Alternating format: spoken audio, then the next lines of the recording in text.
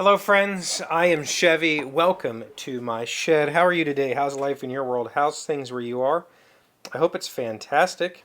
Everything here is good, and hopefully you enjoy the little video that you're watching right now as I attempt to make a couple of little game components. I've got a playtest session scheduled in just a little bit, and I completely forgot that I added a new mechanic to the game, or a new thing to try, and that I was supposed to have these components ready. You know, as you do, I change things. Like, that's the whole point of playtesting. If you're designing a game, I can tell you in my history of designing games, I've designed, many dozens that have failed. I've designed probably 6 that I would say I'm happy with the state that they were in when I decided they were finished. That doesn't mean that they're good. It means that they achieved a goal that I had set when I started designing them. They reached that goal.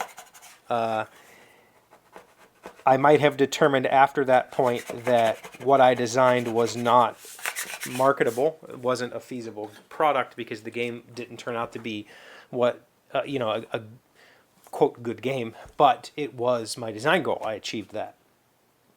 In those dozens of designs, one time have I designed a game that, no, 2 times have I designed a game that worked the first time, and I've never changed it since.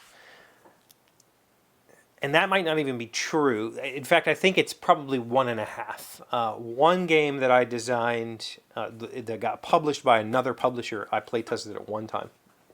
But the point of playtesting is to find problems and fix them. Right? It's just like beta testing a game, or beta reading a book, or I don't know if you know this, but movies are often pre-screened to audiences and then recut because there's problems with the movie. So the point of playtesting, is to find these problems and fix them. And so for me, all too often, that means that I really am unhappy with, something that I'm seeing in one of my games, and I have to start over, or I have to dramatically change the game because what it is not what I wanted. And so this train game that I've been working on, you guys know, I've been working on this thing for 2 years now. Almost exactly 2 years. I think I started it in June of 21. So it's been a long time coming, and I'm still not there. I would say I'm not even close. I'm still, V1 of the game, which I declared finished, is finished, and I'm happy with the product that is. But that is not the game. Like a lot of those prototypes I told you about, it achieved my design goals. It is what I set out to design, but it's not good. It's not good enough that I would be willing to sell it to an audience and not feel guilty about it. If I tried to sell it, I think I would feel guilty because I don't think the game is good enough. I think there's a lot of room for improvement, and that's why I've been working on this version for a while now. So there you go. I built some yield signs. I'm adding a construction mechanic to the game to kind of not slow things down. Actually, no. To help with a little bit of... There's currently some issues where you want to play a card, but in doing so, it would give your opponent a better position than yourself.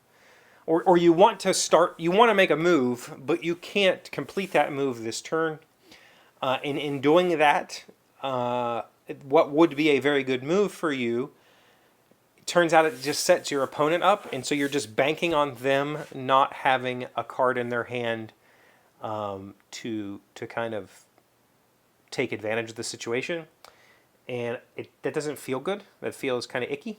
So I am introducing like a hey, you can't touch this next turn.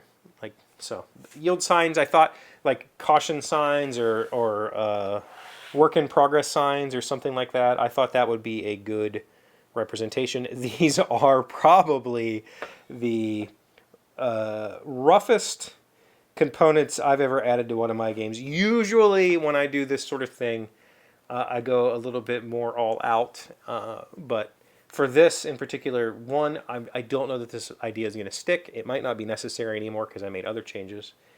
And two, I waited way too long. Like usual, the playtest is in just a little bit, and I don't have time to spend making these nice, so I thought I would make them quick.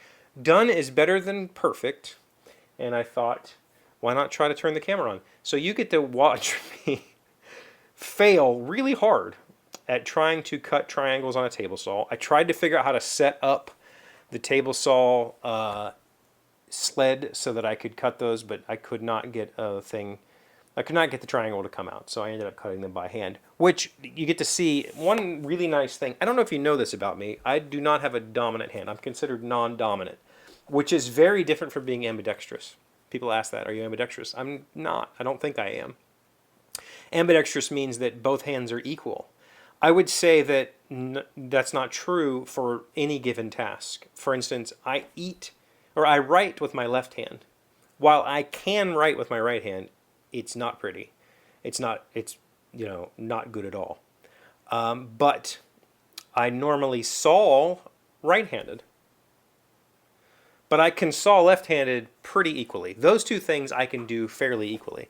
But things like batting or golfing, I do that right-handed. I cannot do that left-handed. So I'm considered to be non-dominant, which means I don't really have a preferred hand. My hand changes based on the task. I will say that I am more right-dominant than left-dominant. There's very few things that I do left-handed. I use chopsticks left-handed. I write left-handed, which means I draw left-handed. And I use a fork mostly left-handed. I sometimes use it right-handed depending on the situation. But I would say most tasks I'm better at right-handed. Fine motor tasks maybe, or strength tasks or whatever, right-handed. Fine motor tasks maybe left-handed. I don't know. But the nice thing about being non-dominant is cutting angles like that. I can do it with either hand, no big deal. Doesn't really change anything. So there you go. You know, when this channel first started, this was kind of the intention. I realized I was spending every day in here doing something, and I thought I would turn the camera on and talk while I was doing that something. And then the idea was, well, why don't I do, at that time, 7 years ago, there was a lot of these like build things YouTube channels that were doing really, really well. And I thought, why can't I do that incrementally over a week? I'll just do parts of the project every day and talk while I'm doing it.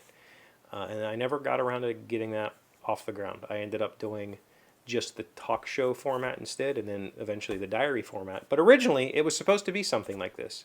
I work on a project, you get to watch me build the project while I talk to you. What do you think? Let me know in the comments. Thank you for being here as always. Thank you for liking, commenting, subscribing, being amazing friends and wonderful people. I really appreciate you. And I'll see you again tomorrow.